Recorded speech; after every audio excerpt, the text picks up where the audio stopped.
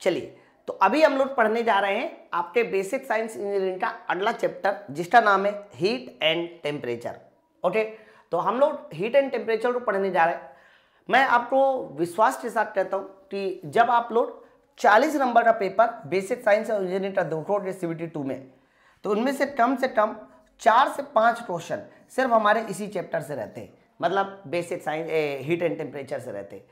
तो heat and temperature एक बड़ा चैप्टर है और मजे की बात यह है कि ये एक ऐसा चैप्टर है जिसमें आपको न्यूमेरिकल भी पढ़ने होते हैं। इसमें हमारे चाहे वो Q बराबर MC डेल्टा T हो या Q बराबर KA डेल्टा T बटे L हो, इनसे न्यूमेरिकल 101% आते हैं। तो काफ़ी बड़ा चैप्टर होने वाला है, लेकिन बहुत सारी चीज़ें आपको समझ में आएंगी, बहुत सारे कॉन्सेप्ट क्लियर होंगे, चाहे वो फिर न्यूटन्स लॉ ऑफ कूलिंग के बारे में हो, है ना। चलो फिर स्टार्ट करते हैं इस चैप्टर के बारे में और देखते हैं इस चैप्टर में हमें अंदर क्या क्या पढ़ना है।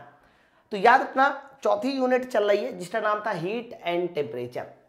इसमें हम लोग ध्यान रखना 2 तरह के टेस्ट तो चैप्टर पढ़ेंगे और इनमें से पहला चैप्टर का नाम होगा concept of heat and temperature, मतलब हीट एंड टेम्परेचर क्या है, एक तो ये पढ़ना है और दूसरा पढ़ना है हीट ट्रांसफर क्या होता है और हीट ट्रांसफर के नियम क्या होते हैं। ओके, तो कॉन्सेप्ट ऑफ हीट ट्रांसफर और इसके अलावा हीट एंड टेम्परेचर, ये हमारे 2 चैप्टर पढ़ने। अब प्रश्न है कि हम लोग अभी कौन सा चैप्टर पढ़ने जा रहे हैं। तो याद रखना, अभी हमारा पहला चैप्टर चल रहा है जिसका नाम है concept of heat and temperature. Clear? तो आप लोग कॉपी में हेडिंग डालेंगे, सबसे पहला चैप्टर नंबर 1, यूनिट 4 है, 3 यूनिट मैंने खत्म कर दी। टोटल हम लोगों को 11 यूनिट पढ़नी है और 11 यूनिट में मैंने कितनी यूनिट खत्म कर दी, 3, चौथी यूनिट है। ठीक है, चलो तो स्टार्ट करते हैं आज का पहला चैप्टर। तो चैप्टर का नाम सबको क्लियर है ना? चैप्टर का नाम आपको ये डालना है, ध्यान रखना, चैप्टर 1। अब चैप्टर 1 में पहली जो हेडिंग है हीट एंड टेम्परेचर में, उसका नाम क्या है सर? तापमान। टेम्परेचर क्या होता है ये समझना है। तो सब लोग जल्दी से कॉपी में खोलिए, टेम्परेचर तापमान पहली हेडिंग डालिए। अब जब भी कभी आपके सामने तापमान की बात आती है, टेम्परेचर की बात आती है, तो हमेशा एक मन में सवाल उठता है गर्मी या फिर हो सकता है सर्दी। अब भारत देश में तो ऑब्वियसली बात है कि गर्मी ज़्यादा पड़ती है, तो तापमान को हम लोग ज़्यादातर गर्मी से रिलेट करते हैं, लेकिन बहुत सारे कंट्री ऐसी हैं जहाँ पर सर्दी पड़ती हैं। अब आप सोचिए जहाँ पर सर्दी पड़ती है वहाँ पर क्या होगा, तो वहाँ वो टेम्परेचर का मतलब ठंडी से समझते होंगे। फिलहाल मैं बात करता हूँ कि तापमान क्या होता है। तो मैंने आपसे कहा कि मान लीजिए सर मेरे पास कोई एक बॉडी है, मान लीजिए मेरे पास ये कोई बॉडी है। अब ये बॉडी ठंडी है कि गर्म है, इसका एहसास कौन कराएगा?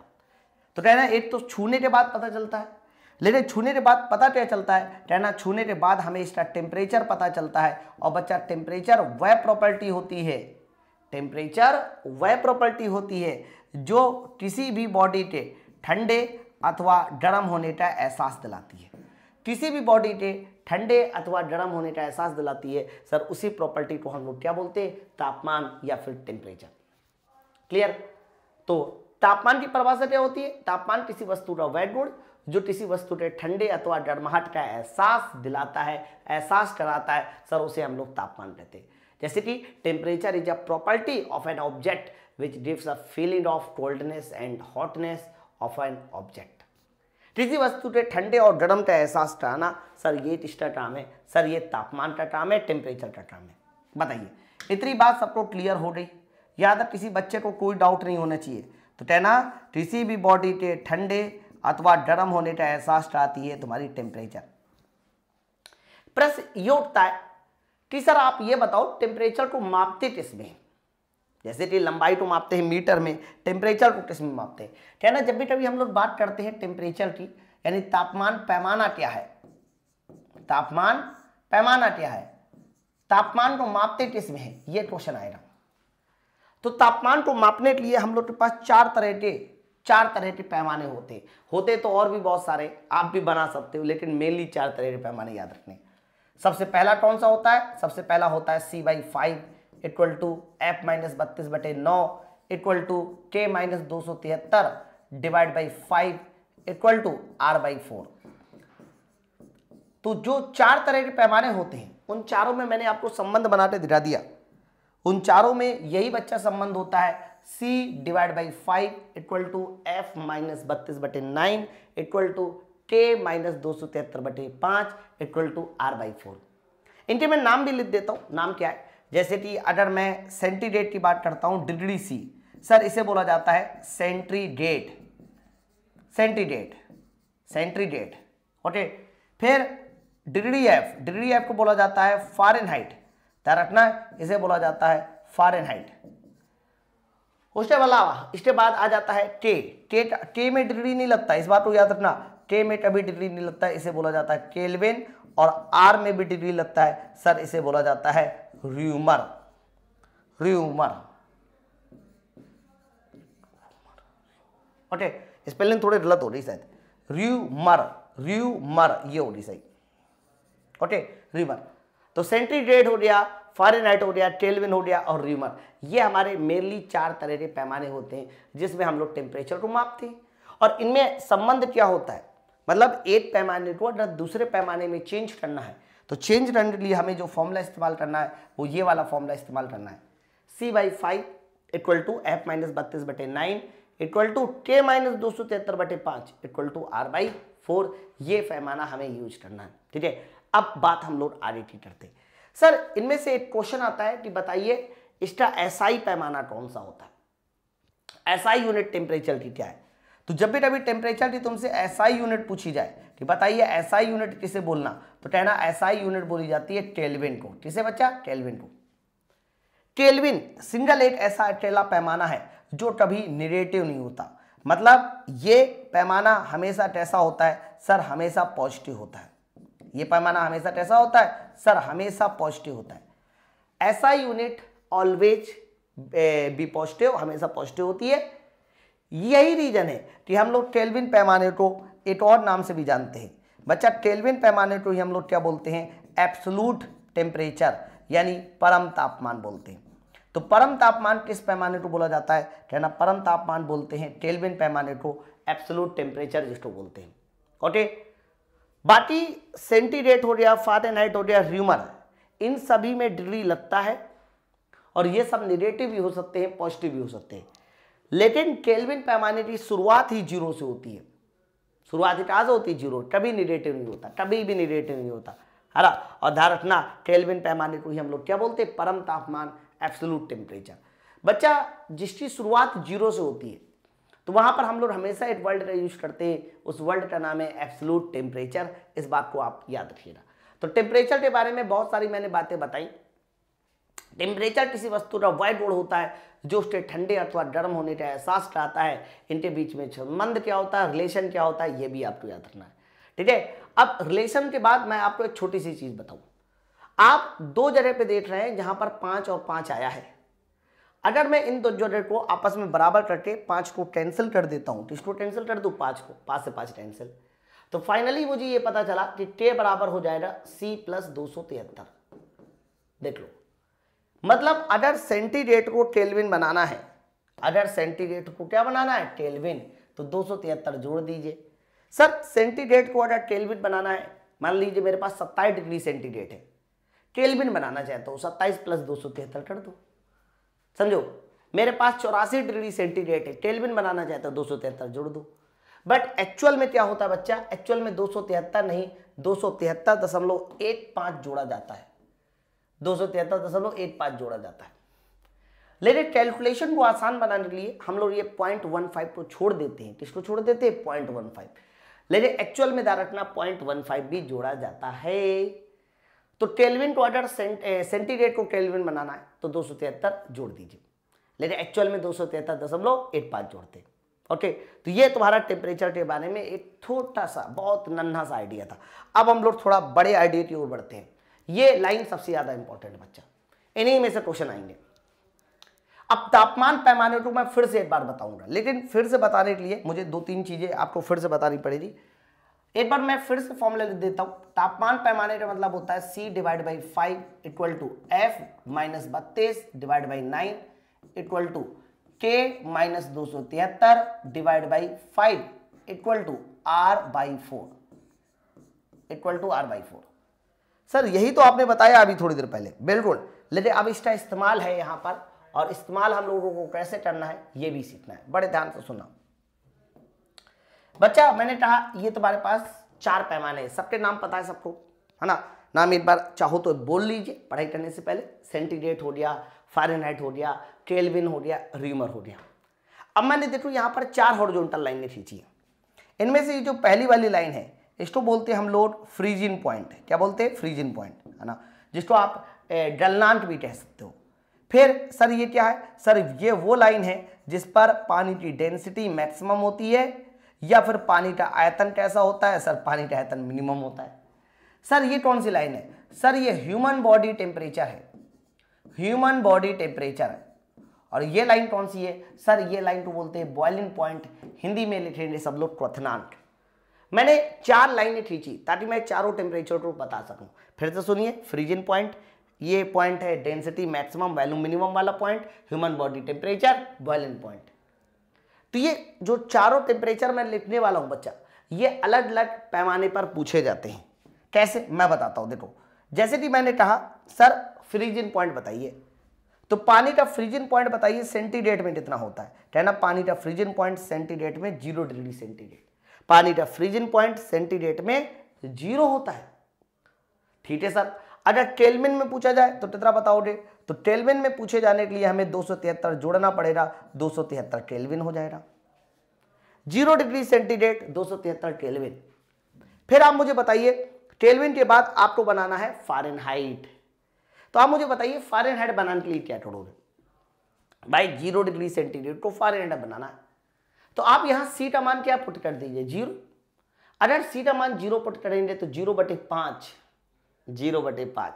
9 का मल्टीप्लाई भी कर दीजिए सर, 0 तब भी आएगा, -32 उधर जाके +32। तो बताइए 0 डिग्री सेंटीग्रेड को फ़ारेनहाइट बनाना है, कितना डिग्री फ़ारेनहाइट? 32 degree Fahrenheit. चलिए र्यूमर बनाइए। तो अगर 0 डिग्री सेंटीग्रेड को र्यूमर बनाना है तो 0/5 = R/4। देखो तो फाइनली R बराबर कितना हो जाएगा? सर R बराबर भी 0 डिग्री र्यूमर ही होगा। तो तुमसे पता है प्रश्न कैसे पूछा जा रहा है? प्रश्न ऐसे पूछा जाएगा कि पानी का जो फ्रीजिंग पॉइंट होता है वो फ़ारेनहाइट में कितना होता है। तो तुम्हें फिर वहां 0 नहीं बताना, तुम्हें वहां क्या बताना है? 32, क्योंकि फ़ारेनहाइट में पूछा है। ठीक है। तो फ्रीजिंग पॉइंट को सेंटीग्रेड में क्या लिखेंगे, केल्विन में क्या लिखेंगे, फ़ारेनहाइट में क्या लिखेंगे, र्यूमर में क्या लिखेंगे, ये याद होना चाहिए। आइए बॉइलिंग पॉइंट की बात करते हैं। बताइए पानी का बॉइलिंग पॉइंट कितना होता है? कहना पानी का देखो सर बॉइलिंग पॉइंट होता है 100 डिग्री सेंटीग्रेड, सेंटीग्रेड पे 100। ठीक। अच्छा केल्विन बनाना हो तो क्या करेंगे? तो कहना 100 डिग्री सेंटीग्रेड को केल्विन बनाना है, 273 जोड़ दीजिए, 373 केल्विन। चलिए फ़ारेनहाइट बनाना है, आप क्या करेंगे सर बताइए? तो फ़ारेनहाइट बनाने के लिए आप क्या कर सकते हो? कहना फ़ारेनहाइट बनाने के लिए मुझे यहां पर सेंटीग्रेड की जगह पे 100 रखना होगा। 100 ना, देखो तो 100/5 20, 20 × 9 180। सर -32 उधर जाके जुड़ जाएगा, तो 180 + 32 212। तो पानी का जो बॉइलिंग पॉइंट है वो 212 डिग्री फ़ारेनहाइट है, देख लो। और अगर तुमसे पूछा जाए कि बताइए र्यूमर में इसका मान क्या होगा, र्यूमर में बताइए, तो आपको सी की जगह पे सेंटीग्रेड की जगह पे 100 रखना होगा। आप थोड़ा ध्यान से सुनना, 100/5 20, और ये 4 ऐसे चला जाएगा, तो 20/4 80, 80 डिग्री र्यूमर, यानी इस सवाल का जो सही आंसर जाएगा वो 80 डिग्री र्यूमर के साथ जाएगा। देख लो। तो पहले आपको पानी का फ्रीजिंग पॉइंट, पानी का बॉइलिंग पॉइंट, इन दोनों को अलग अलग टेम्परेचर में बता दिया। सेम तरीके से जिस पॉइंट पे पानी की डेंसिटी मैक्सिमम होती है उसे भी देख लो सर एक बार, है ना, उसे भी देख लो, वो क्यों नाराज हो जाए। पानी की डेंसिटी मैक्सिमम और पानी का आयतन मिनिमम। तो सर पानी की डेंसिटी मैक्सिमम होती है 4 डिग्री सेंटीग्रेड पर, कितने पर? 4 पर। तो पानी की डेंसिटी मैक्सिमम होती है 4 डिग्री सेंटीग्रेड पर, देख लो। सर अगर 4 डिग्री सेंटीग्रेड को केल्विन बनाना है, कहना 273 जोड़ दो सर, 273 जोड़ दिया जाएगा तो 277 केल्विन, 273 जोड़ दीजिए। अच्छा 277 केल्विन हो गया, यस। अब फ़ारेनहाइट बना दीजिए। तो फ़ारेनहाइट बनाने के लिए मुझे क्या करना पड़ेगा? सी की जगह 4 रखिए और फिर फ़ारेनहाइट में मान निकालिए। देखो सी की जगह मैंने कितना रखा? 4/5 इक्वल टू F - 32/9। यहां से हम लोग F निकालेंगे ना, तो एफ का मान हो जाएगा 36/9, 36/5 प्लस 32, ये हो जाएगा। सर 36/5 कितना होता है, तो कहना 5 7 35, 7.2, 7.2 32 में जोड़ दो, 32 और 7 39, यानी ये मान 4 डिग्री सेंटीग्रेड का मान 39.2 डिग्री फ़ारेनहाइट आ गया, 2 डिग्री फ़ारेनहाइट, समझो।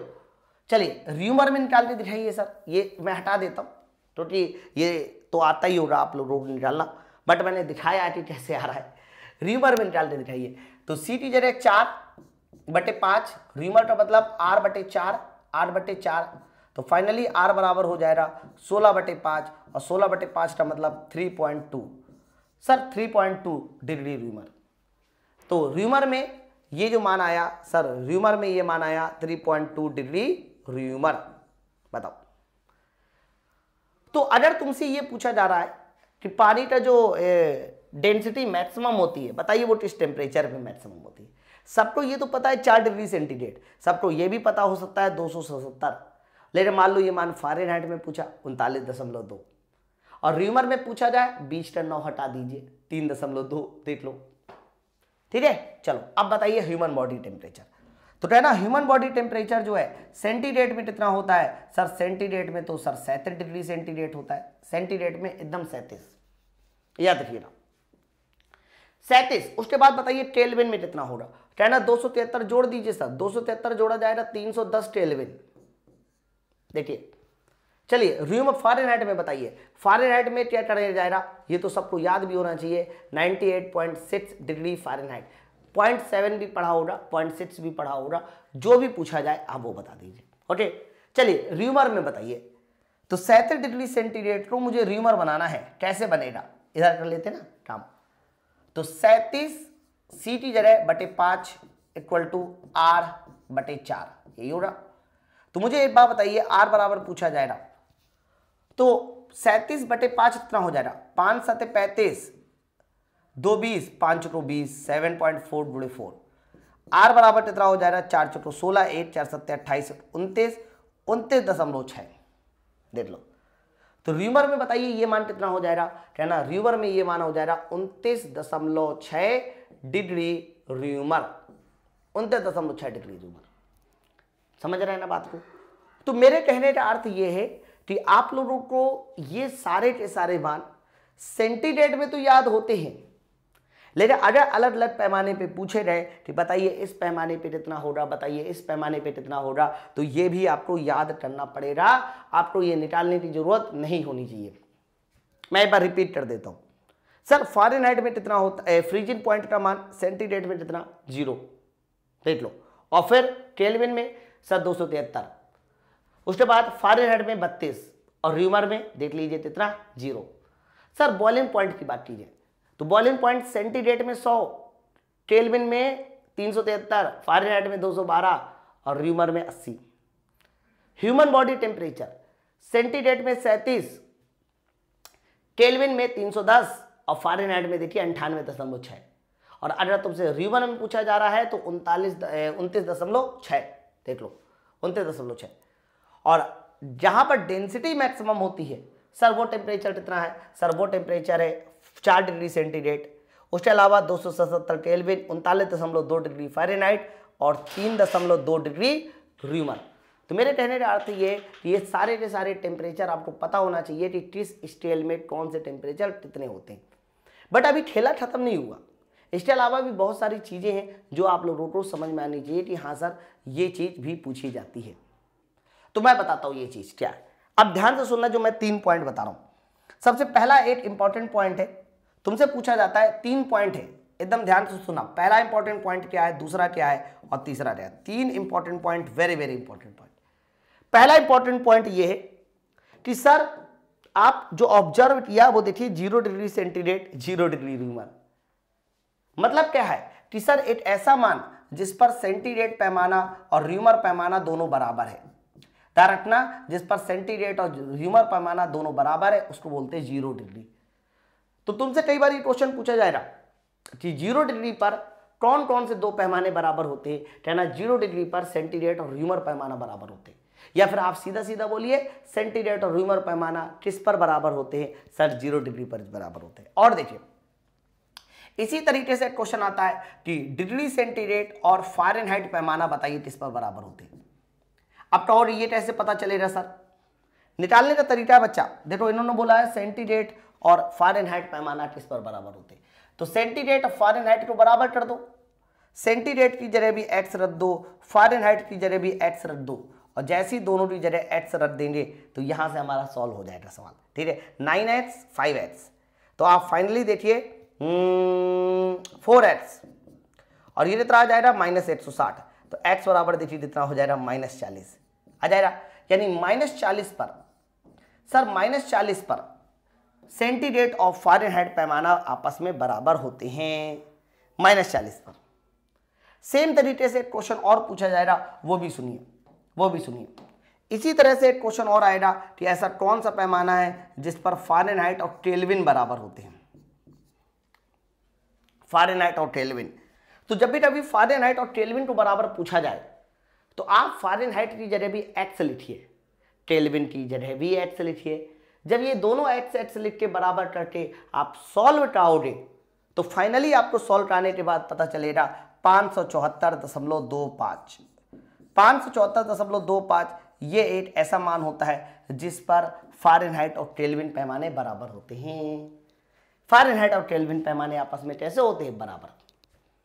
ओके, तो यहां पर जितनी भी मैंने बातें बताई, ये जो 3 पॉइंट मैंने बराबर किए हैं, ये तीनों के तीनों पॉइंट आपको पता होना चाहिए भाई, किसके बराबर है। ठीक है, तो ये हमारा टेम्परेचर पैमाने, और ये जो चारों मान हैं, चाहे वो फ्रीजिंग पॉइंट का हो, चाहे बॉइलिंग पॉइंट का हो, चाहे ह्यूमन बॉडी टेम्परेचर हो, ये चारों मान आपको याद होने चाहिए, है ना। चलो हम लोग आगे और बढ़ते हैं, नेक्स्ट हेडिंग देखिए। अब इसी हेडिंग पर आधार मानते हुए मैं एक छोटा सा न्यूमेरिकल लेके आऊँ ताकि आपको क्लियर हो जाए। सवाल क्या है, ऑक्सीजन का क्वथनांक -140 डिग्री सेंटीग्रेड है। मैंने कहा ठीक, यह मान फ़ारेनहाइट में बताइए क्या होगा। मतलब कोई भी एक मान देकर तुमसे दूसरे पैमाने पर पूछा जाता सकता है कि बताइए यह मान दूसरे पैमाने पे कितना होगा। इन्होंने बोला है कि सेंटीग्रेड में कितना है सर, -140 डिग्री सेंटीग्रेड, और तुमसे पूछा जा रहा है बच्चा फ़ारेनहाइट में कि बताइए फ़ारेनहाइट में कितना। तो कैसे लगाया जाएगा, कहना फ़ारेनहाइट में लगाने के लिए C/5 = F - 32/9, ये सवाल का से इससे सॉल्व कर दीजिए। तो C का मान -140, तो -140 रखिए, /5 कीजिए, और इधर कितना हो जाएगा सर, इधर हो जाएगा F - 32/9, ये कीजिए। तो मेरे दोस्त एक बात बताओ, 140/5 कितना होगा, कहना 140/5 करना है सर, तो -5 दूनी 10, 4 40, 5 40, -28, ओके, इक्वल टू F - 32/9, ये हो जाएगा। मुझे तो F का मान चाहिए ना, तो F का मान जो मुझे नजर आ रहा है वो नजर आ रहा है -28 × 9, ये कीजिए पहले, और प्लस उसमें क्या जोड़ दीजिए सर, 32, ये कर दीजिए। ठीक है, तो 32 जोड़ दीजिए। अब कैसे सवाल को सॉल्व किया जाए, तो एक काम करिए ना, 8 का कॉमन ले लीजिए, 8 का टाइप हो, 4 का कॉमन लीजिए। तो जैसे ही तुम 4 का कॉमन लो यहाँ से, किससे, 4 का, तो 4 का कॉमन लेने से बाद 4 × 7 = 28, भाई 7 × 28, और 9 × 7 = 63, और 4 का अगर यहाँ से कॉमन ले लिया जाएगा तो 4 × 32 + 8, तो फाइनली जो मुझे दिखाई दे रहा है वो -55 × 4 नजर आ रहा है, और 55 × 4 कितना होता है सर, 55 × 4 -220 डिग्री फ़ारेनहाइट। तो देख लीजिए मान जो मेरा निकल गया है सामने वो 220 डिग्री फ़ारेनहाइट, लेकिन माइनस में। तो एक पैमाने को अगर मुझे दूसरे पैमाने में कन्वर्ट करना है तो हम लोग ये वाला फॉर्मूला लगा के सवाल को सॉल्व कर सकते हैं। इस बात को याद रखेंगे सब लोग। आगे बढ़ते हैं, ये सवाल इंपॉर्टेंट है बच्चा, इसमें मैं आपको एक कॉन्सेप्ट बताने वाला हूं, इसलिए इंपॉर्टेंट है। सवाल देखिए क्या है कि यदि पानी का तापमान 27 डिग्री सेंटीग्रेड बढ़ाया जाए तो यह वृद्धि केल्विन में कितनी होगी। इन्होंने बोला है कि पानी का तापमान 27 डिग्री सेंटीग्रेड बढ़ाया जाए तो यह वृद्धि केल्विन में कितनी होगी। फिर ये सवाल का जब भी कभी लोग सोल्यूशन करते हैं या फिर बच्चे सोल्यूशन करते हैं तो ज़्यादातर लोगों को ये लगता है कि पानी का तापमान 27 डिग्री सेंटीग्रेड बढ़ाया गया और वृद्धि को केल्विन में पूछ रहा है। इसका मतलब सीधा सीधा आप फॉर्मूला लगाइए, T बराबर C प्लस 273 और CT जगह पे रख दीजिए 27 डिग्री सेंटीग्रेड और 27 प्लस 273 करेंगे तो आपका आंसर केल्विन में 300 केल्विन आ जाता है और लगा के चले जाते हैं। क्या ऐसा होता है क्या, बताइए। तो बच्चा ये पूरा का पूरा कॉन्सेप्ट गलत, आपका उत्तर हो जाएगा गलत, नंबर मिल जाएंगे माइनस में। सर क्यों गलत हो गया, कॉन्सेप्ट तो एकदम सही लगाया, सही नहीं था बच्चा, वो गलत है। अगर तुम्हें ये बोला गया होता सवाल में कि 27 डिग्री सेंटीग्रेड को केल्विन पैमाने पे बताओ कितना लिखा जाएगा, तब तो बात सही थी। लेकिन अगर प्रश्न ये बोला गया है कि पानी का तापमान 27 डिग्री सेंटीग्रेड बढ़ाया गया तो यह वृद्धि केल्विन में कितनी होनी चाहिए, बढ़ाया जाने वाला सवाल है बच्चा, वृद्धि वाला सवाल है या फिर कमी वाला सवाल है। अब ये प्रश्न कैसे सॉल्व हो, उसके लिए आपको थोड़ा सा बात को ध्यान में रखना पड़ेगा। जब भी कभी वृद्धि वाला सवाल हो तो आपको फॉर्मूला तो पता है, K बराबर C प्लस 273, बताइए C प्लस 273 पता है। ये मैं पहला वाला केस सॉल्व करा रहा हूं, केस 1, एकदम ध्यान से सुनना, केस 1। K बराबर C प्लस 273 पता है। अगर मैं दोनों तरफ वृद्धि लगा दूं, परिवर्तन लगा दूं, डेल्टा लगा दूं जिसको बोलते हैं, तो परिवर्तन of delta K should be equal to परिवर्तन ऑफ डेल्टा C, और 273 तो सर कांस्टेंट है, कांस्टेंट का परिवर्तन जीरो, कांस्टेंट का परिवर्तन क्या, जीरो। तो तुम्हें यहां से ये बात पता चली कि जितना सर परिवर्तन सेंटीग्रेड में होता है सर उतना ही परिवर्तन किसमें होता है, केल्विन में। परिवर्तन के मामले में सेंटीग्रेड और केल्विन आपस में बराबर होते हैं, क्लियर है ना। अर्थात 1 डिग्री सेंटीग्रेड का परिवर्तन 1 केल्विन के ही बराबर होगा। ठीक है सर, बहुत अच्छी बात कही, उत्तर अभी मैं बताऊंगा। फिलहाल टेस्ट 2 में आइए। टेस्ट 2 मान लीजिए आपने फॉर्मूला फिट किया, C divide by 5 equal to F minus 32/9, ऐसा बोला आपने। सर इसमें भी जरा एक बार परिवर्तन लगाते देखिए, मैंने कहा बिल्कुल लगाते हैं। देखो C का परिवर्तन कितना, कहना C का परिवर्तन डेल्टा C हो जाएगा डिवाइड बाई 5। F का परिवर्तन कितना, सर F का परिवर्तन डेल्टा F, और 32 का परिवर्तन 0, लेकिन नीचे 9 तो रहेगा, परिवर्तन ले रहा है ना। ओके, परिवर्तन हमेशा ध्यान रखना जोड़ने और घटने वाली संख्या में होता है, गुणा और डिवाइड वाली संख्या में नहीं होता। तो यहां से मुझे पता चला, अगर मैं डेल्टा F बराबर निकालू, डेल्टा F बराबर, तो डेल्टा F बराबर परिवर्तन हो जाएगा 9/5 इंटू डेल्टा C, और 9/5 कितना होता है, कहना 9/5 का मतलब होता है 1.8 डिग्री या 1.8 डेल्टा C। देख लो, मतलब कहने का ये है कि फ़ारेनहाइट में आने वाला परिवर्तन, सर फ़ारेनहाइट में आने वाला परिवर्तन 1.8 इंटू डेल्टा C के बराबर होता है, इंटू सेंटीग्रेड का परिवर्तन। ठीक है सर, बहुत अच्छी बात बताई। इसी तरीके से टेस्ट थर्ड सुनिए। टेस्ट थर्ड मैंने इसमें क्या किया, C divide by 5 equal to R divide by 4 कर दिया। चलो परिवर्तन लेते हैं, तो सेंटीग्रेड का परिवर्तन डिवाइड बाई 5 इक्वल टू रीमल का परिवर्तन डिवाइड बाई 4।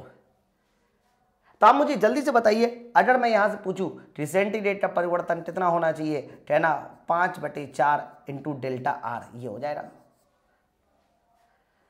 तो 5/4 कितना होता है, 5/4 आएगा कि 4/5, सी कुछ गलत कर दिया क्या, 5/4 डेल्टा C थोड़ी ना निकालना है हमें तो डेल्टा R निकालना है, डेल्टा C पहले से दिया जाएगा।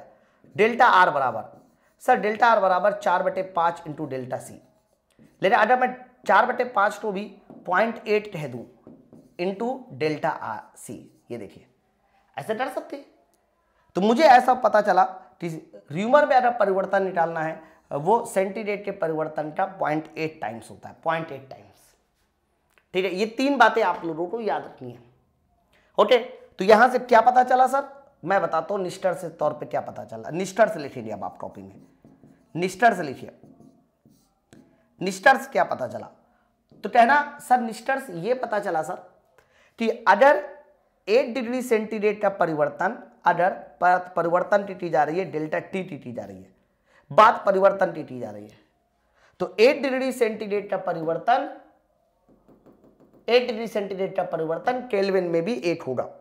तो 1 डिग्री सेंटीग्रेड का परिवर्तन केल्विन में कितना होता है, 1 केल्विन होता है। बात परिवर्तन की कर रहे हैं। हाँ, 1 डिग्री सेंटीग्रेड का परिवर्तन फ़ारेनहाइट में निकालना है तो 1.8 डिग्री फ़ारेनहाइट होगा। 8 डिग्री सेंटीग्रेड का परिवर्तन अगर र्यूमर में निकालना है तो 0.8 डिग्री र्यूमर होगा। ये 3 आंकड़ा आपको डायरेक्ट याद करना है। सबसे पहले तो ये 3 पॉइंट आपको डायरेक्ट याद करना है मेरे दोस्त। क्या मैंने कहा कि 8 डिग्री सेंटीग्रेड का परिवर्तन केल्विन में 8 होता है, 8 डिग्री सेंटीग्रेड का परिवर्तन फ़ारेनहाइट में 1.8 होता है, 8 डिग्री सेंटीग्रेड का परिवर्तन र्यूमर में 0.8 होता है ना। अब इन्होंने ये बोला था कि यदि पानी का तापमान 27 डिग्री सेंटीग्रेड बढ़ाया गया, मतलब परिवर्तन किया गया, तो केल्विन में वृद्धि बताइए। तो कहना अगर सेंटीग्रेड में 1 डिग्री सेंटीग्रेड का परिवर्तन 1 केल्विन है तो 27 डिग्री सेंटीग्रेड का परिवर्तन बताइए केल्विन में कितना होगा? सर केल्विन में भी 27 ही होगा, 27 केल्विन ही होगा। तो आंसर किसके साथ जाएगा? 27 केल्विन के साथ। ठीक है, एक तो ये तरीका है कि अगर आपको डायरेक्ट ये 3 रिजल्ट याद है तो हम लोग आगे के कोई भी सवालों को इन 3 रिजल्ट की मदद से कर सकते हैं। जैसे कि कल को मान लीजिए सवाल पूछ दिया कि मैंने पानी का तापमान 10 डिग्री सेंटीग्रेड बढ़ाया, मैंने पानी का तापमान 10 डिग्री सेंटीग्रेड बढ़ाया, यह वृद्धि फ़ारेनहाइट में बताइए। तो 8 डिग्री सेंटीग्रेड की वृद्धि 1.8 होती है, तो बताइए 10 डिग्री सेंटीग्रेड की वृद्धि कितनी हो जाएगी? 10 से मल्टीप्लाई कर दीजिए, 18 डिग्री फ़ारेनहाइट आ जाएगी। तो ऐसा कोई भी क्वेश्चन है हम लोग इस ये लगाकर सॉल्व कर लेंगे। फिर भी बहुत सारे लोगों को यकीन नहीं आता तो मैं एक सेकंड मेथड से भी इसको सॉल्व कर सकता हूं। सेकंड मेथड से भी सॉल्व कर सकते हैं। क्या है सर आपका सेकंड मेथड, थोड़ा बताइए। सेकंड मेथड ये है कि आपने पानी का तापमान 27 डिग्री सेंटीग्रेड बढ़ाया, तो मान लीजिए पहले पानी का तापमान 0 डिग्री सेंटीग्रेड था, बाद में 27 डिग्री सेंटीग्रेड हो गया। बताइए कितना बढ़ाया पानी का तापमान? कह देना 27 डिग्री सेंटीग्रेड बढ़ाया। मैंने कहा ठीक। फिर बोला जा रहा है यह वृद्धि केल्विन में बताइए। सर यह वृद्धि किसमें बताइए? केल्विन बताइए। तो कहना कोई बात नहीं, केल्विन बना लो। 27 डिग्री सेंटीग्रेड का मतलब होता है 273 केल्विन, 0 डिग्री सेंटीग्रेड का मतलब, और 27 का मतलब होता है 373 केल्विन। मैं पूछूं बताओ कितनी वृद्धि हुई 273 से 373 बनाने में? कुछ मिस्टेक हो रही क्या? 273 373 थोड़ी ना आएगा। 27 डिग्री सेंटीग्रेड का मतलब होगा 273 जोड़ दीजिए 300 केल्विन, 0 का मतलब 273 सही है। कितनी वृद्धि हुई? कहना वृद्धि तो सर देखो 27 केल्विन की हुई, देख लो। तो सेंटीग्रेड की वृद्धि केल्विन में भी 27 आई, वही तो मैंने आंसर बताया आपको। ठीक है, चाहे जैसे कीजिए, आंसर आपका क्लियर है। अब यहीं से एक फंडा, एक कॉन्सेप्ट डेवलप होता है, जो कॉन्सेप्ट सबसे ज्यादा बेस्ट कॉन्सेप्ट, बहुत ध्यान से सुनना एकदम टाइगर साहब, नहीं तो आगे आपकी गलतियां हमेशा होती रहेगी। बेस्ट कॉन्सेप्ट है, सुनिए क्या है। आपने हाई स्कूल से लेकर इंटर तक, इंटर से लेकर जो है बीएससी तक, यानी बचपन से लेकर जवानी तक, और आगे जवानी से लेकर बुढ़ापे तक आपको हमेशा एक कंफ्यूजन रहती है कि सर टेम्परेचर का मान, जब भी कभी हम कोई भी न्यूमेरिकल लगाते हैं, टेम्परेचर का मान सेंटीग्रेड में रखे कि केल्विन में रखे, कंफ्यूजन होती है ना। मैंने कहा पीवी बराबर एमआरटी, बताओ किस में रखोगे? एमसी डेल्टा टी, बताइए टेम्परेचर का मान किस में रखोगे? है के ए डेल्टा टी बटे एल, टेम्परेचर का मान किस में रखोगे? पीवी बराबर एमआरटी में टेम्परेचर का मान किस में रखोगे? बड़ी कंफ्यूजन होती है। तो हमेशा याद रखना, टेम्परेचर अगर जब भी कभी सिंगल टेम्परेचर आए, कैसा टेम्परेचर आए? सिंगल। जब भी कभी आपके पास सिंगल टेम्परेचर फॉर्मूले में लिखा हो, कैसा? सिंगल। तो सिंगल टेम्परेचर हमेशा एसआई यूनिट रखा जाता है, डेट मीन्स वो रखा जाता है केल्विन। वैसे टेम्परेचर हमेशा केल्विन में ही रखते हैं, लेकिन जहां सिंगल टेम्परेचर आए केल्विन। मान लीजिए कई बार टेम्परेचर का डिफरेंस भी बनेगा, तो जब भी कभी टेम्परेचर का डिफरेंस बने, तो मैंने बताया ना अभी, डिफरेंस सेंटीग्रेड का डिफरेंस और केल्विन का डिफरेंस बराबर है। तो जब भी कभी डिफरेंस आए तो चाहे टेम्परेचर को सेंटीग्रेड में रखिए या फिर केल्विन में रखिए, कोई फर्क नहीं पड़ेगा आंसर में। यानी सेंटीग्रेड और केल्विन दोनों में अगर रखना है तो वहां डेल्टा टी होना चाहिए।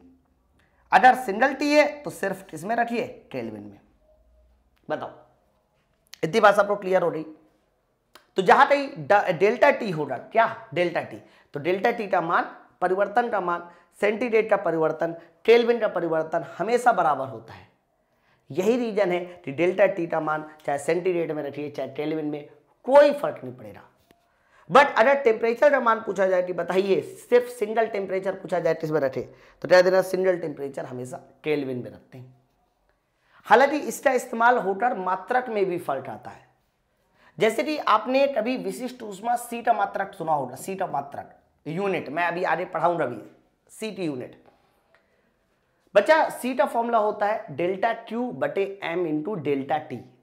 सर डेल्टा टी होने की वजह से, नीचे डेल्टा टी होने की वजह से सीटी यूनिट आप ये भी सुनोगे किलो जूल प्रति किलोग्राम, आधे डिग्री सेंटीग्रेड भी सुनोगे सर, ये भी सही है, और सीटी यूनिट ये भी सुनोगे किलो जूल प्रति किलोग्राम केल्विन। सर ये दोनों सही है, ये दोनों यूनिट सही है इसकी। क्यों? क्योंकि सी के फॉर्मूले में नीचे हमारा क्या होता है, डेल्टा टी। तो चाहे सेंटीग्रेड के साथ यूनिट बनाइए चाहे केल्विन के साथ बनाइए, एकदम सही है। लेकिन जब कभी गैस कांस्टेंट आर की यूनिट पढ़ी जाएगी, यूनिवर्सल गैस कांस्टेंट आर की यूनिट, या गैस कांस्टेंट ही मान लीजिए आर की यूनिट, तो बच्चा गैस कांस्टेंट जो आर होता है ना, वो निकलता है पीवी बराबर एम आर टी से। हाँ, पीवी बराबर एम आर टी। सर वहां सिंगल टी आया है, सिंगल टी आने की वजह से आर का जो मात्रक होता है वो जूल प्रति किलोग्राम केल्विन, यही वाला सही है, जूल प्रति किलोग्राम केल्विन वाला सही है, क्योंकि पीवी बराबर एम आर टी में से आर के फॉर्मूले में टी सिंगल है। लेकिन अगर किसी ने लिखा है आर का मात्रक जूल प्रति किलोग्राम डिग्री सेंटीग्रेड, प्रश्न वहीं से गलत हो जाएगा, बस प्रश्न वहीं से गलत। क्लियर है ना? तो आपको हमेशा एक बात याद रखना है, जब भी कभी फॉर्मूले में डेल्टा टी जहां पर आए, डेल्टा टी, वहां पर मात्रक में सेंटीग्रेड लिखा हो चाहे केल्विन, कोई फर्क नहीं पड़ेगा, चाहे जैसी वैल्यू पुट कीजिए। लेकिन हाँ, अगर कहीं पर सिर्फ सिंगल टी आया, सिंगल टी जैसे पीवी बराबर एमआरटी में सिंगल टी आता है, तो वहां पर आपको आर का जो मान है ना वो केल्विन वाला ही लेना है, यही सही है, सेंटीग्रेड वाला धोखे से नहीं ले लेना। हाँ, और वहां सेंटीग्रेड में रखना भी नहीं होता है, नहीं तो सवाल वहां से चौपट। ओके, तो आई थिंक आपको ये कॉन्सेप्ट क्लियर हो गया होगा। काफी पेचीदा कॉन्सेप्ट था और बच्चों को थोड़ा कम समझ में आता है, एग्जाम में भर भर के क्वेश्चन बनते हैं। तो क्वेश्चन ये हमारा 27 वाला कॉन्सेप्ट क्लियर। अब आगे बढ़ते हैं।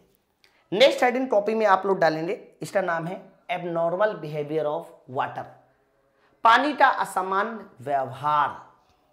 ये बड़ी इंपॉर्टेंट हेडिंग है और इससे जो है ना हमेशा क्वेश्चन आता है, हमेशा। मैं बताता हूं इस व्यवहार को समझाने से पहले, लेकिन दो चार चीजें पहले आप समझो, सुनो।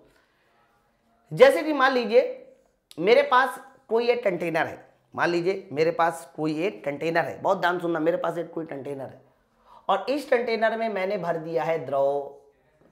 तो जब भी कभी किसी कंटेनर में किसी भी तरह का कोई द्रव भरा होता है, जब भी कभी किसी कंटेनर में किसी भी तरह का कोई द्रव भरा होता है और अगर हम उस द्रव का टेम्परेचर बढ़ा रहे हैं, क्या बढ़ा रहे हैं, टेम्परेचर, तो याद रखना उस द्रव का टेम्परेचर बढ़ाने से क्या फर्क पड़ता है, उसकी डेंसिटी में, उसके वॉल्यूम में।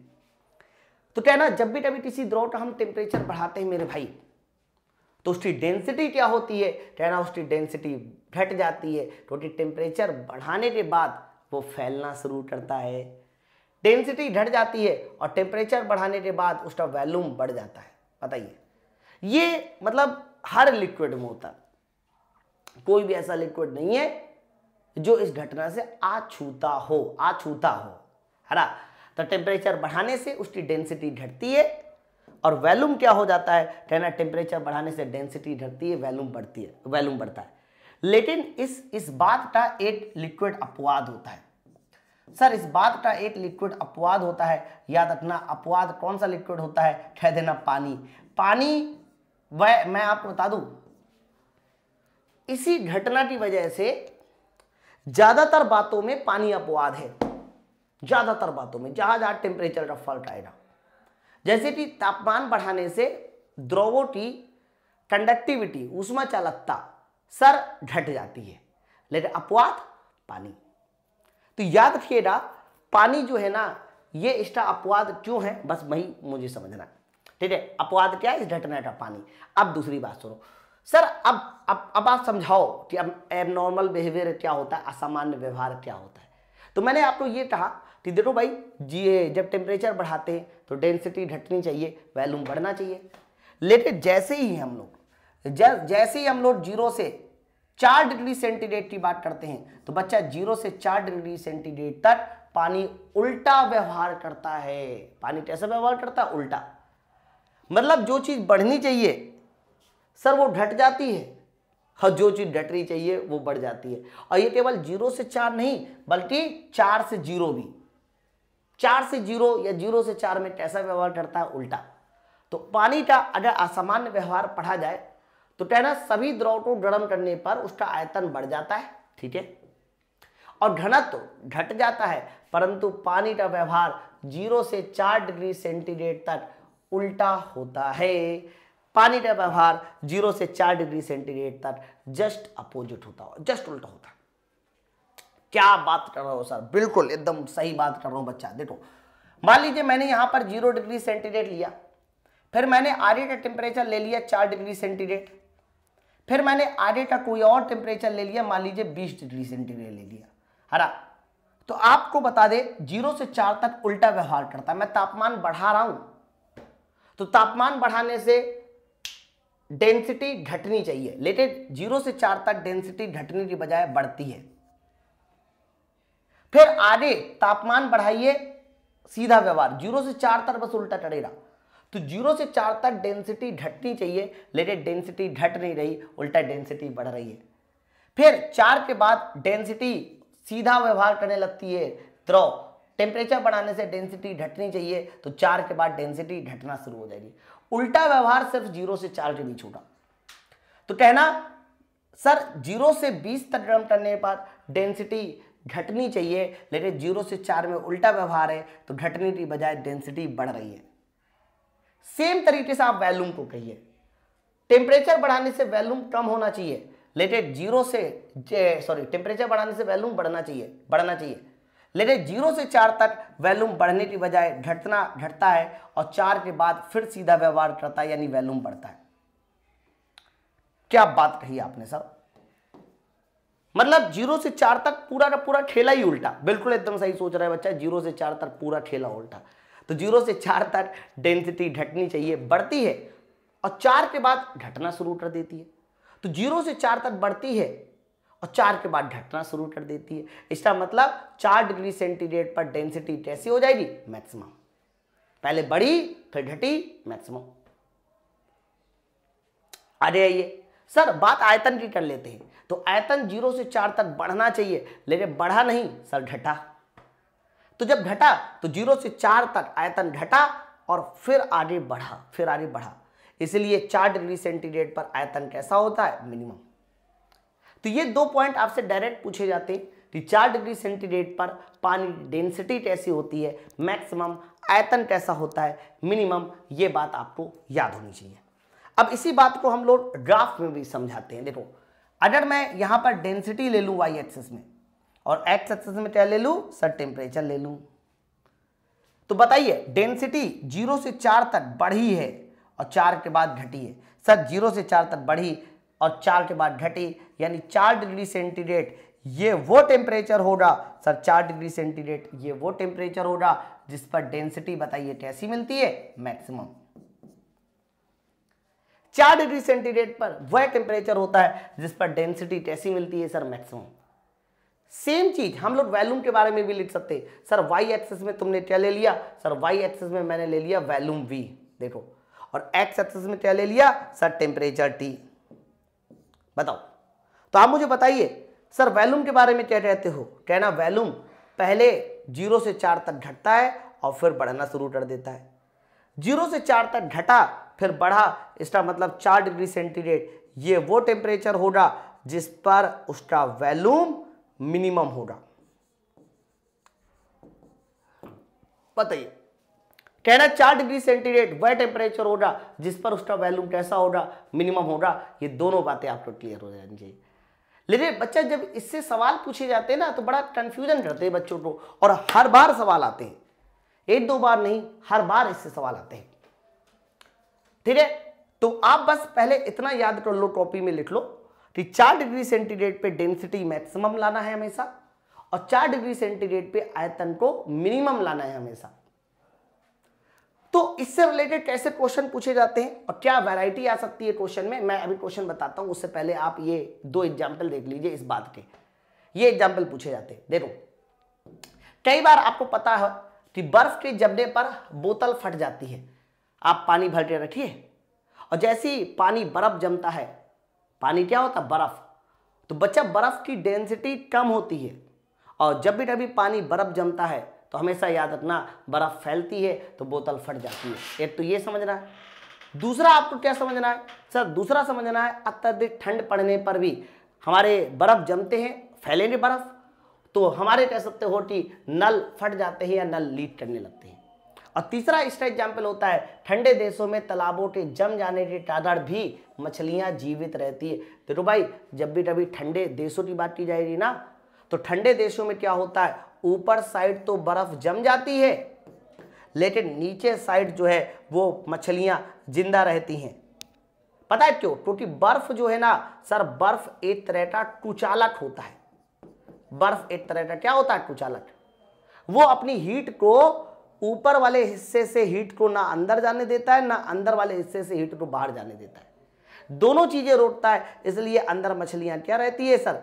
जीवित रहती है। ओके, तो ये 3 एग्जाम्पल इसके। अब मैं आगे अगला वाला क्वेश्चन देखता हूं।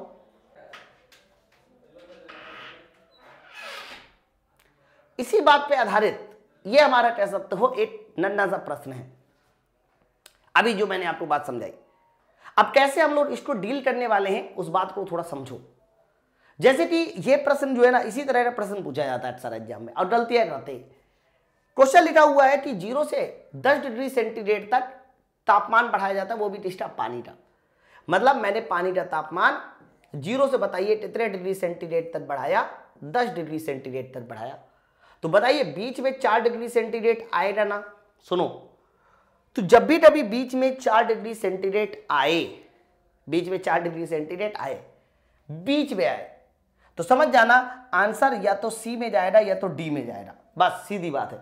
बीच में 4 डिग्री सेंटीग्रेड आए, हाँ आगे भी टेम्परेचर होना चाहिए, तो आंसर या तो सी में जाएगा या तो डी में जाएगा। यानी पहले घटेगा बाद में बढ़ेगा या फिर पहले बढ़ेगा बाद में घटेगा। अब डिसाइड ये कीजिए कि पूछा किसके बारे में था? सर पूछा गया था आयतन के बारे में। ज्यादा 3-5 मत सोचिए, दिमाग में कुछ भी मत सोचिए। सर इन्होंने आयतन के बारे में बोला था, तो मेरे भाई आप बताओ 4 डिग्री सेंटीग्रेड पर आयतन कैसा होता है? मिनिमम। सर तो क्लियर है। अगर मुझे 0 से पहले 4 जाना है, फिर 4 से 10 जाना है, समझो बात को, तो आयतन बताइए 4 पर मिनिमम लेके आना है। मिनिमम तभी आएगा जब आयतन को पहले घटाओगे फिर बढ़ाओगे, आयतन को पहले घटाओगे फिर आयतन बढ़ाओगे। बताइए, आयतन घटाओगे पहले और फिर आयतन बढ़ाओगे, तभी तो 4 पर आयतन कैसा मिलेगा? मिनिमम। तो आंसर जाएगा आयतन सर पहले घटेगा बाद में बढ़ेगा, ऑप्शन नंबर सी। ठीक है, तो ज्यादातर सवालों में यही ऑप्शन होते हैं, बस आपको समझना होता है कि कब कौन सा आंसर देना है। चलिए मैं एक और प्रश्न पूछता हूं। अगर ठीक इसी क्वेश्चन में मैं पानी का जो तापमान है वो सिर्फ और सिर्फ 0 से 4 डिग्री सेंटीग्रेड तक करता और आयतन के बारे में ही पूछता, आप क्या आंसर दोगे? मैं कहता नहीं सर 0 से 10 डिग्री हम करना, बस 0 से 4 बताओ। कहना 0 से 4 तक बताना है, तो आयतन सर 4 पे कैसा होता है? मिनिमम। बस यही सोचिए, तो आयतन 4 पे मिनिमम लेके आना है, इसका मतलब 0 से 4 तक आयतन क्या होगा? घटेगा। बस तभी तो आयतन यहां पर लाके क्या होगा? मिनिमम। आगे नहीं कुछ करना, घटेगा। तब इसका आंसर से हो जाता लगातार घटेगा, ए आंसर। ठीक सर, अगर इसी क्वेश्चन में मुझे आयतन के बारे में ना पूछा जाता, सर इसी क्वेश्चन में मुझे डेंसिटी के बारे में पूछा जाता, तो क्या करते? तो कह रहा 4 डिग्री सेंटीग्रेड पर देखो डेंसिटी मैक्सिमम होती है, 0 से 4 है, बस इतना ही है। तो इसका मतलब मुझे डेंसिटी को बढ़ाना पड़ेगा, और डेंसिटी को बढ़ाना पड़ेगा तो लगातार बढ़ेगा, तब सही आंसर हो जाएगा, क्योंकि 4 पर डेंसिटी मैक्सिमम लानी है। ठीक सर, अगर टेम्परेचर का जो मान है वो 0 से 10 ना लिखा होता, टेम्परेचर का मान लिखा होता 10 डिग्री सेंटीग्रेड से 0, मुझे टेम्परेचर को अब ठंडा करना है। क्या करना है बच्चा? ठंडा। 10 से कहां लाना है सर? 10 से लाना है 0, 10 से 0 डिग्री सेंटीग्रेड मुझे ठंडा करना है। तो एक बात बताइए, अगर 10 से 0 तक ठंडा करोगे तो बताइए बीच में तुम्हारा 4 डिग्री सेंटीग्रेड तो होगा ही होगा ना? हाँ, फिर तुम्हें ये बताना होगा सर कि आयतन के बारे में पूछना चाहते हो कि डेंसिटी के बारे में। तो मैंने कहा कि नहीं सर, मुझे डेंसिटी के बारे में पूछना है। तो 4 पे डेंसिटी कैसी होती है? मैक्सिमम। तो बताइए, अगर 10 से 0 तक लाते हैं, ठंडा करते हैं, इस बार टेम्परेचर डाउन करना है, तो 4 पे डेंसिटी मैक्सिमम, तो पहले डेंसिटी बढ़ेगी, बाद में डेंसिटी घटेगी, तभी तो 4 पे डेंसिटी मैक्सिमम लाओगे। अब ये 0 से 4 नहीं है, 10 से 0 है। तो मेरे कहने का अर्थ ये है कि बस आप इतना सोचो कि 4 पर डेंसिटी मैक्सिमम होती है, 4 पर आयतन मिनिमम होता है, और उसकी मदद से ग्राफ खींच लीजिए तुरंत, और जैसे ही आपका दिल कहे जो भी ग्राफ खींचने के लिए, उसके अनुसार आपको आंसर मिल जाएगा। तो फिलहाल ये तो मेरा एक प्रकार से आपको कुछ एक्स्ट्रा पॉइंट था, बाकी सोल्यूशन तो आप कह सकते हो, ये लिखा हुआ है। ओके, तो ये मैं 0 बना देता हूं उसको, समझे ना। तो ऐसा कोई भी क्वेश्चन आपकी कॉपी में हो, कैसे लगाना है, क्या करना है, आपको समझ में आना चाहिए। चलिए नेक्स्ट क्वेश्चन देखिए। बच्चा, अब ये बड़ा इंपॉर्टेंट है, ये बड़ा इंपॉर्टेंट है। एक्चुअली में जब भी कभी हम लोग तापमान के बारे में पढ़ते हैं ना, तो याद रखिएगा सबके सब लोग, तापमान को एक नई टेम्परेचर स्केल में भी कन्वर्ट किया जा सकता है। जैसे कि आज मैं एक साइंटिस्ट बन जाऊं, तो मैं अपना भी टेम्परेचर स्केल बना सकता हूं, बिल्कुल बना सकता हूं। जैसे कि मेरा नाम है योडी, तो मैं डिग्री योडी बना सकता हूं। जैसे कि किसी ने डिग्री रीवर बनाया, किसी ने डिग्री सेंटीग्रेड बनाया, मैं डिग्री योडी भी बना सकता हूं। ऐसा कुछ नहीं है। तो नई नई टेम्परेचर स्केल भी मार्केट में आ सकती है। अब यह क्वेश्चन देखिए, इस तरह का क्वेश्चन आपको सॉल्व करना आना चाहिए। सॉल्व करने का बड़ा आसान सा तरीका वो होता है। वैसे बहुत सारे लोग अलग अलग तरीके के चीज़ें बताते हैं इस पर, लेकिन मैं उसको नहीं लूँगा, एकदम ऐसा यूनिक तरीका बताऊंगा कि आप बहुत फटाक से जल्दी सॉल्व कर लोगे। देखो, यदि किसी तापमान के नए पैमाने पर पानी के गलनांक का मतलब 0 डिग्री सेंटीग्रेड, और क्वथनांक को, देखो गलनांक को यानी 0 डिग्री सेंटीग्रेड को इन्होंने लिखा है, एक नए पैमाने पर लिखा है 20 डिग्री एम। एकदम ध्यान सुनना, मतलब तापमान का एक नया पैमाना मार्केट में आया जिसको इन्होंने डिग्री एम लिखा। तो 0 डिग्री सेंटीग्रेड को यानी गलनांक बोल दो या हिमांक बोल दो। वैसे हिमांक लिखा होता तो और अच्छा होता, क्योंकि पानी जमता है, पानी गलता नहीं, बर्फ गलता है। लेकिन गलनांक और क्वथनांक लिखा है, गलनांक का मतलब हिमांक ही होता है ना। तो 0 डिग्री सेंटीग्रेड को उन्होंने कहा 20 डिग्री एम लिखा, और क्वथनांक का मतलब क्या होता है सर? क्वथनांक का मतलब होता है 100 डिग्री सेंटीग्रेड, इसे लिखा हुआ है 140 डिग्री एम नए पैमाने में। तो बोला जा रहा है तब 60 डिग्री सेंटीग्रेड को इस नए पैमाने में क्या लिखा जाएगा? तब बताइए 60 डिग्री सेंटीग्रेड को इस नए पैमाने में क्या लिखेंगे? यानी अगर टेम्परेचर 60 डिग्री सेंटीग्रेड होगा तो बताइए इसको हम लोग नए पैमाने में क्या लिखेंगे? ये है क्वेश्चन। यहां क्या आना चाहिए ये तुमसे पूछा जा रहा है, बताइए समझे कि नहीं समझे? तो 0 डिग्री सेंटीग्रेड यानी पानी के हिमांक को 20 डिग्री एम लिखा, 100 डिग्री सेंटीग्रेड को 140 लिखा, तो बताइए 60 डिग्री को क्या लिखेंगे? कितना प्यारा, कितना खूबसूरत सवाल। कैसे सवाल ये सॉल्व होगा? कहना ये सवाल बड़े आराम से डिफरेंस से सॉल्व होता है मेरे भाई। डिफरेंस से कैसे? डिफरेंस है 0 और 100 के बीच कितना डिफरेंस है? कहना 0 और 100 के बीच 100 डिग्री सेंटीग्रेड का डिफरेंस। बताइए, अरे 100 में से 0 घटा दीजिए। 20 और 140 के बीच कितना डिफरेंस है? कहना 20 और 140 के बीच में 120 डिग्री एम का डिफरेंस है, 120 डिग्री एम का। फिर इधर देखिए 100 डिग्री और 60 डिग्री सेंटीग्रेड के बीच कितना डिफरेंस है? कहना 100 और 60 के बीच का difference sir 40 degree centigrade, 40 degree centigrade. तो आप फिर ये मुझे बताइए कि यहां पर डिफरेंस कितना होना चाहिए? बस यहां का डिफरेंस पता चल गया, सवाल सॉल्व। तो इसके लिए भी आपको बहुत ज्यादा गणित लगाने की जरूरत नहीं है, एकदम आसान तरीके में बताता हूं। देखो क्या, जब यहां 100 डिग्री सेंटीग्रेड था तो यहां 120 है। देखो इसका मतलब ये हुआ कि 100 डिग्री सेंटीग्रेड 120 डिग्री एम है, तो 8 डिग्री सेंटीग्रेड 1.2 डिग्री एम होगा। ऐसा लिख सकते हैं ना? अरे भाई 100 degree centigrade 120 degree M, 8 degree centigrade 1.2 degree M. तो 1.2 करना है ना आपको, तो 40 का भी 1.2 कर दीजिए। अगर 40 में 1.2 से मल्टीप्लाई कर देंगे तो 12 चुको 48, यहां डिफरेंस आ जाएगा 48 डिग्री एम का। पहले इतना लिख लो, 48 डिग्री एम लिख लिया हमने, लिख लिया। सर जैसे ही मैंने 48 डिग्री एम लिखा, अब क्या करना चाहिए सर? अब ये देखिए कि 100 और 60 40 आपस में कैसे रिलेट कर रहे हैं। तो कहना 100 में से 40 घटा दो 60, 100 में से 40 घटा दो 60, 100 में से 40 घटा दो 60। तो इसका मतलब 140 में 48 घटा दो तो ये भर जाएगा। तो 140 में से 48 घटा दीजिए, कितना हो जाएगा सर 92 डिग्री एम लिखा जाएगा इसको। कितना 92 डिग्री एम। इसका मतलब 60 डिग्री सेंटीग्रेड को 92 डिग्री एम लिखा जाएगा। ओके, तो किसी भी न्यू टेम्परेचर रीडिंग पर जब भी कभी सवाल आएगा हम लोग उस प्रश्न को ऐसे ही सॉल्व करेंगे, इस बात को याद रखना। कोई भी न्यू टेम्परेचर रीडिंग पर क्वेश्चन आएगा, न्यू टेम्परेचर रीडिंग पर क्वेश्चन आएगा तो याद रखना न्यू टेम्परेचर रीडिंग पे आने वाले क्वेश्चन को हम लोग बिल्कुल भाई साहब ऐसे ही सॉल्व करेंगे, किसी तरह की कोई टेंशन नहीं लीजिएगा। ओके, तो बच्चा यहां से हम लोगों का जो हीट एंड टेम्परेचर वाला चैप्टर चल रहा था और उसका पहला चैप्टर था concept of heat and temperature. इसका अभी लेक्चर 1 खत्म हो गया। यहाँ मैंने आपको टेम्परेचर के बारे में मेन लिया, अभी पढ़ाया सिर्फ टेम्परेचर के बारे में। बहुत सारे अच्छे अच्छे क्वेश्चन भी सॉल्व करेंगे। अब अगले वाले लेक्चर में हम लोग किसके बारे में पढ़ेंगे, हीट के बारे में पढ़ेंगे। ठीक है, बाकी इसकी PDF आपको बगल में मिल जाएगी। नोट्स बनाते रहिए, पढ़ते रहिए, क्वेश्चन सॉल्व करते रहिए। और बहुत सारे क्वेश्चन लास्ट में हम लोग 350 से ऊपर क्वेश्चन तो सॉल्व करना ही करना है। ठीक, चलिए बहुत बहुत धन्यवाद, मिलते हैं नेक्स्ट वीडियो में। Thank you.